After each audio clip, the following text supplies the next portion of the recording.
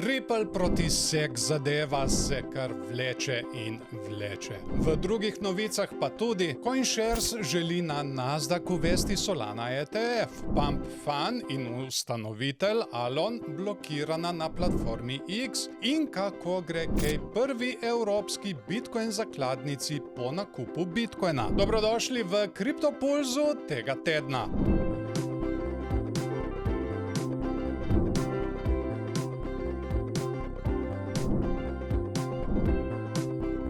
Sodni spor med podjetjem Ripple in ameriško agencijo SEC se ponovno zavlačuje. Čeprav sta se strani maja dogovorili za poravnavo, Ripple bi plačal $50 milijonov, preostalih 75 milijonov pa bi se mu povrnilo, sodnik še ni odobril spremembe prvotne sodbe. Zaradi tega se celoten primer, vključno s pritožbo, trenutno ne premika nikamor. SEC je sodišče prosil za več časa in novo posodobitev lahko pričakujemo šele sredi avgusta. Ta primer je pomemben, ker lahko vpliva na to, kako bodo ZDA v prihodnje obravnavale kriptovalute, kot vrednostne papirje ali kaj drugega. Kar moreča situacija za XRP hodlerja. Veliko evropsko podjetje za upravljanje sredstev CoinShares želi v ZDA ponuditi tako imenovani spot ETF za kriptovaluto Solana. To pomeni, da bi vlagatelji lahko kupili sklad, ki neposredno sledi ceni Solane, podobno kot to že obstaja za Bitcoin. CoinShares se s tem pridružuje še 7 drugim podjetjem, vključno z Vanek in Fidelity, ki upajo na potrditev ETF-a strani SEC. Čeprav zanimanje narašča, odobritev ni zagotovljena. Agencija SEC želi najprej razjasniti podrobnosti, kot je obravnava nagrad iz stakinga. Analitiki napovedujejo, da bi bila odobritev možna šele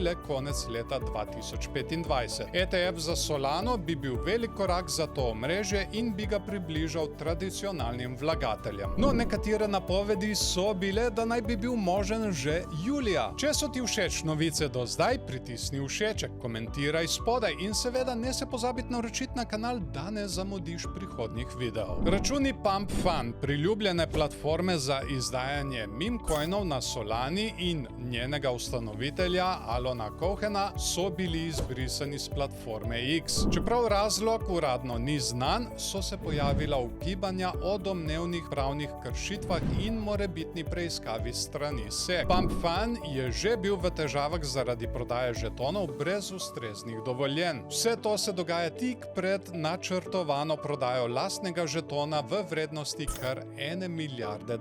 Nekateri se bojijo, da je zdaj projekt v nevarnosti, saj je X bil glavni kanal za komunikacijo s skupnostjo. Kljub vsemu, spletna stran še vedno deluje. Bo to predstavljalo težavo? Kaj menite? Komentirajte spodaj. Francosko podjetje Blockchain Group, ki je začelo kupovati Bitcoin konec leta 2024, je zdaj oznanilo, da bo zbralo dodatnih $340 milijonov za nadaljne nakupe Bitcoina. Trenutno imajo že 1471 Bitcoinov, po novem pa jih nameravajo kupiti še več kot 3100. Cilj podjetja je povečati vrednost svojih delnic z dolgoročnim kopičenjem Bitcoina, podobno kot to že dela ameriško podjetje MicroStrategy. Delnice bodo lahko vlagatelji dnevno kupovali prek partnerja Tobam. Blockchain Group tako postaja prvi evropski Bitcoin treasury podjetje, ki Bitcoin vidi kot ključno poslovno strategijo. Saylorjeva strategija se očitno širi tudi v Evropo. Hvala vam za ogled in se vidimo v naslednjem videu.